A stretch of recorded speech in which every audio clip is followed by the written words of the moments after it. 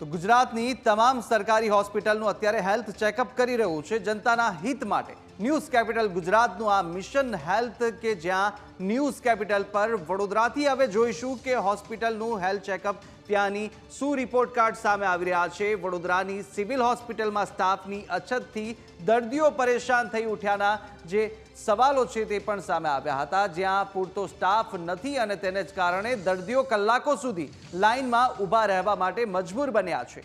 એક વોર્ડમાંથી બીજા વોર્ડમાં દર્દીના સ્વજનો જાતે દર્દીને લઈ જવા માટે મજબૂર થયા। સોનોગ્રાફી હોય, એક્સરે સહિતના રિપોર્ટ માટે પણ પરેશાનીઓનો સામનો દર્દીઓ કરી રહ્યા છે। દર્દીના સ્વજનો માટે બેસવાની પણ વ્યવસ્થા નથી ને તેનો પણ અભાવ જોવા મળ્યો છે। તો વડોદરાના આ દ્રશ્યો છે, વડોદરાના દર્દીના સ્વજનો માટે બેસવાની વ્યવસ્થા પણ નથી ને આ દ્રશ્યોમાં આપ જોઈ શકો છો કે જેમની સાથે દર્દીઓ ત્યાં આગળ પહોંચી રહ્યા છે અને તેઓ જમીન પર અને હોસ્પિટલની બહાર માટે બેસવા મજબૂર થયા છે। સ્ટ્રેચરના દ્રશ્યો આપ જોઈ રહ્યા છો, દર્દીઓ જ જે સ્ટ્રેચર પર જઈ રહ્યા છે, પરંતુ જે સ્ટ્રેચર લઈ જઈ રહ્યા છે તે દર્દીના સગાવાલા છે કે જે સ્ટ્રેચર લઈ અને દર્દીને સુડાવીને હોસ્પિટલમાં લઈ જવા માટે મજબૂર થયા, કારણ કે ત્યાં આગળ સ્ટાફ છે નથી અને આ રીતે દર્દીઓના જે સગાવાલા છે તે હેરાન પરેશાન થઈ રહ્યા છે। તો દર્દી ચાલીને જઈ ન શકે ત્યારે સ્ટ્રેચરની વ્યવસ્થા તો કરવામાં આવી, પરંતુ કોઈ સ્ટાફ નથી જે દર્દીઓના સગાવાલા છે તે જ દર્દીને સ્ટ્રેચર પર લઈ જવા માટે મજબૂર થયા છે। સોનોગ્રાફી હોય, એક્સરે હોય સહિતના જે રિપોર્ટ છે તેની માટે પણ પરેશાનીઓનો સામનો દર્દીઓ કરી રહ્યા છે। છેલ્લા ઘણા સમયથી દર્દી ત્યાં સારવાર લઈ રહ્યા છે, પરંતુ અનેક હાલાકી છે તેઓ વેઠી રહ્યા છે। ત્યારે શું કહી રહ્યા છે આ દર્દીઓ જ્યારે તેઓ સારવાર લેવા માટે આવે છે તે આપણે સાંભળીએ।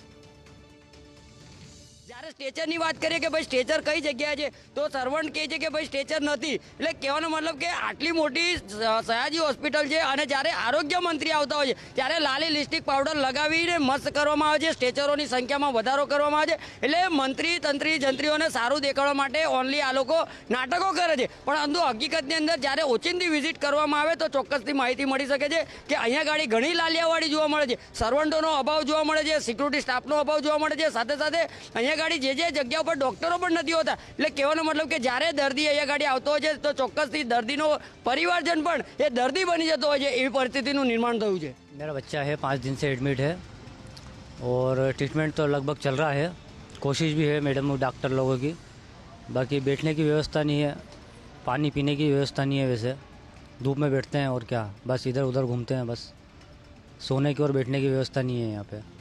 पेशेंट के लिए एक आदमी के अलाउ है बस, उसके अलावा 2 आदमी अगर बाहर के आए हुए तो वो क्या करेगा। તો વડોદરાની આ સ્થિતિ આપે જોઈ છે કે જ્યાં પૂરતો સ્ટાફ નથી અને તેને કારણે દર્દીઓ કલાકો સુધી લાઇનમાં ઊભા રહેવા માટે મજબૂર થયા છે। વડોદરા અર્બન વિસ્તારની અંદર એસએસજી હોસ્પિટલની આ દશા છે કે જ્યાં આગળ અનેક લોકો જિલ્લાભરમાંથી ત્યાં આગળ સારવાર માટે આવે છે, પરંતુ સારવાર ત્યાં આગળ લેવા માટે અનેક હાલાકી તેઓ વેઠી રહ્યા છે। દર્દીઓના સ્વજનો કે જેઓ ત્યાં પહોંચે છે, પરંતુ ત્યાં બેસવાની સુવાની વ્યવસ્થા નથી અને લોકો પરેશાન થઈ ઉઠ્યા છે। ત્યારે અમારા સંવાદદાતા ત્યાં પહોંચ્યા, રિયાલિટી અમારી ટીમે કર્યું હતું, ત્યારે શું સ્થિતિ સામે આવી છે તે પણ એકવાર જોઈએ। વડોદરા શહેરમાં આવેલી મધ્ય ગુજરાતની સૌથી મોટી એસએસજી હોસ્પિટલની લાલિયાવાડી સામે આવી રહી છે। વડોદરા શહેરની એસએસજી હોસ્પિટલ છે, તેમાં ગુજરાત સહિત અનેક રાજ્યોમાંથી લોકો અહીંયા સારવાર લેવા દર્દીઓ આવતા હોય છે, પરંતુ અહીંયા સ્ટાફ ઓછો હોવાના કારણે જે રીતના દ્રશ્યોમાં જોઈ શકો છો કે બીમાર વ્યક્તિને એના સ્વજનો એક સ્ટ્રેચરમાં લઈ જઈ રહ્યા છે અને એક વોર્ડથી બીજા વોર્ડમાં લઈ જવા માટે જાતે સ્ટ્રેચરને ધક્કો મારી રહ્યા છે, પરંતુ અહીંયા સ્ટાફ ઓછો હોવાના કારણે સ્ટ્રેચર માટે એટેન્ડન્સ આપવાની તસદી બી અહીંયા હોસ્પિટલના સ્ટાફ દ્વારા લેવામાં નથી આવતી, તંત્ર દ્વારા લેવામાં નથી આવતી। ત્યારે જે અહીંયા દર્દીઓ આવે છે, દર્દીઓની સાથે સાથે તેમના જે સ્વજનો છે તે પણ પરેશાન થઈ રહ્યા છે, પરંતુ આ જે તંત્ર છે તેના પેટનું પાણી હાલતું નથી અને દર્દીઓ એક વોર્ડથી બીજા વોર્ડ સુધી ધક્કા મારીને સ્ટ્રેચર પર ધક્કા મારીને દર્દીને ખસેડતા હોય છે અને રોડની હાલત પણ કફોડી હોય એટલે ખાડા ટેકરીમાં દર્દી પડી જાય એની પણ બીક લાગી રહેતી હોય છે। કેમેરામેન અંકિત ગોંસીકર સાથે પ્રશાંત ગજ્જર, ન્યૂઝ કેપિટલ, વડોદરા। તો વડોદરાની આ એસએસજી હોસ્પિટલ કે જ્યાં આગળ મોટી સંખ્યામાં દર્દીઓ ત્યાં પહોંચતા હોય છે, જિલ્લાભરમાંથી ત્યાં આગળ દર્દીઓ પહોંચે છે એક આશા અપેક્ષા સાથે કે તેમની જે માંદગી છે, તેમની જે સમસ્યા છે શારીરિક, તેનું નિરાકરણ થશે, તેમને હલ મળશે, તેઓ સાજા થઈને પરત ફરશે. પરંતુ જ્યારે તેઓ સારવાર લેવા માટે ત્યાં પહોંચે છે ત્યારે અનેક સમસ્યાઓ તેઓ વેઠી રહ્યા છે અને હાલાકી ભોગવી રહ્યા છે. તેને કારણે દર્દીઓ હેરાન પરેશાન થઈ ઉઠ્યા છે. અધિકારી સાથે અમારા સંવાદદાતાએ પણ વાત કરી હતી, ત્યારે શું જણાવ્યું હતું તે સાંભળીએ. વડોદરા શહેરની સૌથી મોટી સયાજી હોસ્પિટલ ખાતે વડોદરા શહેર સહિત અન્ય રાજ્યોમાંથી પણ દર્દીઓ સારવાર લેવા માટે આવતા હોય છે. ત્યારે અહીંયા જે દર્દીઓ આવે છે તેને સ્ટાફની અછત હોવાના કારણે હાલાકીનો સામનો કરવો પડતો હોય છે.